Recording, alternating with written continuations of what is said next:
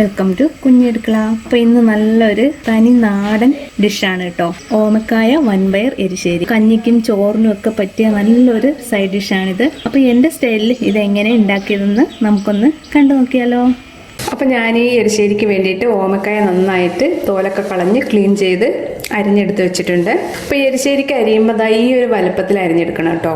അതേപോലെ ഓമക്കായ എടുക്കുമ്പോഴും തീരെ പിഞ്ചായിട്ടുള്ള ഓമക്കായ എടുക്കരുത്, കുറച്ചൊന്ന് വിളഞ്ഞ ഓമക്കായ നോക്കി എടുക്കണം. അപ്പോഴാണ് നമ്മുടെ എരിശ്ശേരിക്ക് നല്ല ടേസ്റ്റ് വരുന്നത്. അപ്പോൾ വൻപയർ ഞാൻ നന്നായിട്ട് വേവിച്ച് വെച്ചിട്ടുണ്ട്. ഉപ്പിട്ട് വേവിച്ച വൻപയറാണിത്.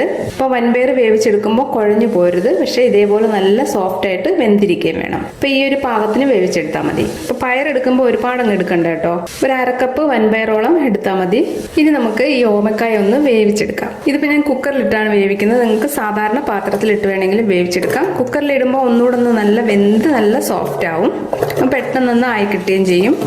ഇനി നമുക്കിത് വേകാൻ ആവശ്യത്തിനുള്ള വെള്ളം ഒഴിച്ചു കൊടുക്കാം. ഇപ്പം ഞാൻ ഈ ഒഴിച്ചു കൊടുക്കുന്ന വെള്ളം എന്ന് പറഞ്ഞാൽ നമ്മൾ വൻപയർ വേവിച്ച വെള്ളം ഉണ്ടല്ലോ, അപ്പോൾ അത് കളയാതെ അത് തന്നെ ഇതിലേക്ക് ഒഴിച്ചു കൊടുക്കാം. ബാക്കി വന്നിട്ട് നമുക്ക് സാധാരണ വെള്ളം ഒഴിച്ചു കൊടുക്കാം. ഒരുപാടങ്ങ് വെള്ളം ഒഴിച്ചു കൊടുക്കണ്ട കേട്ടോ. ഇത് പെട്ടെന്ന് തന്നെ ഒരു 1-2 വിസിൽ വെക്കുമ്പോഴേ ഇത് നന്നായിട്ട് വെന്ത് കിട്ടും. അപ്പോൾ അതിനനുസരിച്ചുള്ള വെള്ളം ഒഴിച്ചു കൊടുത്താൽ മതി. ഇനി നമുക്കിതിലേക്ക് ആവശ്യത്തിനുള്ള ഉപ്പിട്ട് കൊടുക്കാം. ഇപ്പോൾ പയറിനകത്ത് ഞാൻ ഉപ്പിട്ടിട്ടുണ്ട്.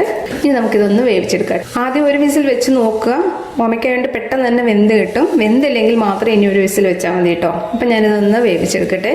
ഓമക്കായ ഒന്ന് വെന്ത് വരുന്ന സമയം കൊണ്ട് നമുക്ക് അരപ്പും കൂടെ ഒന്ന് റെഡിയാക്കാം. അപ്പോൾ അതിന് വേണ്ടിയിട്ട് നമുക്ക് കഷ്ണത്തിന് ആവശ്യത്തിനുള്ള തേങ്ങ ഇട്ട് കൊടുക്കാം. തേങ്ങ ഒരുപാടങ്ങ് വേണ്ട കേട്ടോ, കാരണം നമ്മൾ വറുത്തിടുകയും ചെയ്യുന്നുണ്ട്. അതുകൊണ്ട് അരയ്ക്കാൻ വന്നിട്ട് വളരെ കുറച്ച് തേങ്ങ മതിയാകും. ഇതിപ്പോൾ ഞാനൊരു 4 ടീസ്പൂൺ തേങ്ങ ഇതിലേക്ക് ചേർത്ത് കൊടുക്കുന്നുള്ളൂ. ഇതിലേക്ക് നമുക്ക് മഞ്ഞൾപ്പൊടി ചേർത്ത് കൊടുക്കാം. ഒരു 1/2 ടീസ്പൂൺ മഞ്ഞൾപ്പൊടി ഇട്ട് കൊടുത്തിട്ടുണ്ട്. അതേപോലെ തന്നെ ഒരു 2 അല്ലി വെളുത്തുള്ളിയും ഇട്ട് കൊടുക്കാം. ഇനി നമ്മൾ ചേർത്ത് കൊടുക്കാൻ പോകുന്നത് ഒരു 1/2 ടീസ്പൂൺ നല്ല ജീരകമാണ്. ഇനി നമുക്ക് 1/2 ടീസ്പൂൺ മുളക് പൊടി ഇട്ട് കൊടുക്കാം കേട്ടോ. മുളക് പൊടി ഒരുപാടങ്ങ് കൂടി പോകണ്ട, ഒരു 1/2 ടീസ്പൂൺ മതിയാകും. ഇനി നമുക്കിതെല്ലാം കൂടെ ഒന്ന് അരച്ചെടുക്കാം. ഇപ്പോൾ ഒരുപാടങ്ങ് വെള്ളം ഒഴിച്ചു കൊടുക്കണ്ട. അരച്ചെടുക്കുമ്പോൾ ഫൈനായിട്ട് അരച്ചെടുക്കരുത്. നമ്മൾ അവിയലിനൊക്കെ അരച്ചെടുക്കത്തില്ലേ, ആ ഒരു പാകത്തിന് അരച്ചെടുക്കുക. അപ്പം ഞാനിതൊന്ന് അരച്ചെടുത്തിട്ട് വരട്ടെ. അപ്പം ഞാൻ അരച്ചെടുത്തിട്ട് വന്നിട്ടുണ്ട്. അരച്ചെടുക്കുമ്പോൾ ഇതേപോലെ തരിതരിപ്പോട് കൂടി തന്നെ അരച്ചെടുക്കുക. അപ്പോൾ ഓമക്കായ നന്നായിട്ട് ഞാൻ വേവിച്ചെടുത്തിട്ടുണ്ട്. ഇത് ഞാനൊരു ചട്ടിയിലേക്ക് മാറ്റിയിട്ടുണ്ട്. ഇനി നമുക്കിതൊന്ന് ഉടച്ചു കൊടുക്കണം കേട്ടോ. നന്നായിട്ടൊന്ന് ഉടച്ചു കൊടുക്കുക. ഒരുപാടങ്ങ് പേസ്റ്റ് മാതിരി ഉടയ്ക്കണ്ട, ഒന്ന് കടിക്കുന്ന മാതിരിയും വേണം. ആ ഒരു രീതിയിൽ ഉടച്ചു കൊടുക്കുക. ഇതിപ്പോൾ ഞാനൊരു 2 വിസിൽ വെച്ചിട്ട് വേവിച്ചെടുത്തതാണ് കേട്ടോ. ഇപ്പം എന്താ ഈ ഒരു പാകത്തിന് ഉടച്ചെടുത്താൽ മതി കേട്ടോ. ഇതിലേക്ക് നമുക്ക് അരച്ച് വെച്ചിരിക്കുന്ന അരപ്പ് ചേർത്ത് കൊടുക്കാം. കുറച്ച് വെള്ളം കൂടി ഇതിലേക്ക് ചേർത്ത് കൊടുക്കാം. ഇപ്പോൾ ഓമയ്ക്ക വേവിച്ച വെള്ളം ഉണ്ടെങ്കിൽ അതും പാകത്തിന് ചേർത്ത് കൊടുക്കണം കേട്ടോ. ഇപ്പോൾ ഉടച്ചെടുക്കുമ്പോൾ ആ വെള്ളം ഒന്ന് മാറ്റി കൊടുത്തിട്ട് വേണം ഓമക്കായ ഉടച്ചു കൊടുക്കാൻ, ഇല്ലെങ്കിൽ ഇത് ശരിയായിട്ട് ഉടഞ്ഞു കിട്ടില്ല. അപ്പോൾ വെള്ളം ഇല്ലാതെ തന്നെ ഉടച്ചെടുക്കുക. ഇനി നമുക്ക് കുറച്ച് വെള്ളം കൂടി ഇതിലേക്ക് ചേർത്ത് കൊടുക്കാം.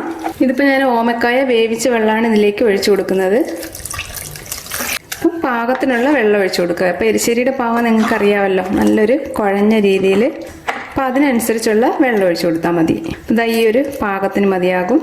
ഇനി നമുക്കിതിലേക്ക് വേവിച്ച് വെച്ചിരിക്കുന്ന പയർ ചേർത്ത് കൊടുക്കാം. പയറും കൂടെ ചേർത്ത് നമുക്കിതൊന്ന് മിക്സ് ചെയ്തെടുക്കാം. അപ്പോൾ ഉപ്പ് വേണമെങ്കിൽ ചേർത്ത് കൊടുക്കാം. ഇനി നമുക്കിത് അടുപ്പിൽ വെച്ചിട്ട് നന്നായിട്ടൊന്ന് തിളപ്പിച്ചെടുക്കാം. ഈ അരപ്പിൻ്റെ ആ പച്ച ടേസ്റ്റൊക്കെ പോകുന്നിടം വരെ നന്നായിട്ട് തിളപ്പിച്ചെടുക്കാം. അപ്പോൾ ഈ അരപ്പ് വന്നിട്ട് ഓമക്കായലും പയറിലൊക്കെ നന്നായിട്ട് പിടിക്കണം കേട്ടോ. അപ്പോൾ നമ്മളുടെ എരിശ്ശേരി നന്നായിട്ട് തിള വന്നിട്ടുണ്ട്. നന്നായിട്ട് തിളയ്ക്കണം കേട്ടോ.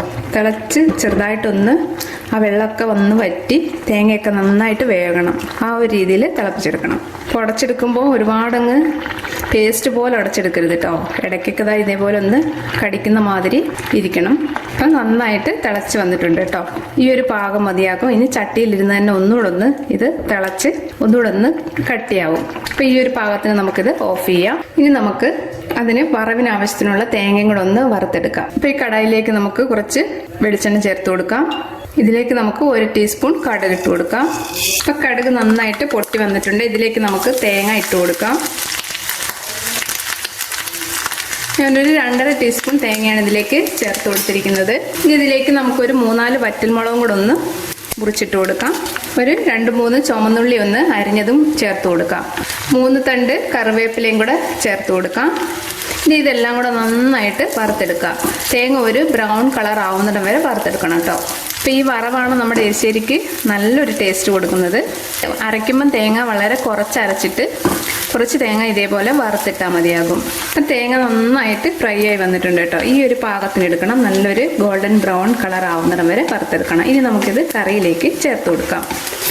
അപ്പോൾ ആ ചൂടോടുകൂടി തന്നെ കറിയിലേക്ക് ഇട്ട് കൊടുക്കാം. അപ്പോൾ ഇത്രയേ ഉള്ളൂ നമ്മളുടെ ടേസ്റ്റി ആയിട്ടുള്ള ഓമക്കായ വൻപയർ എരിശ്ശേരി റെഡി ആയിട്ടുണ്ട്.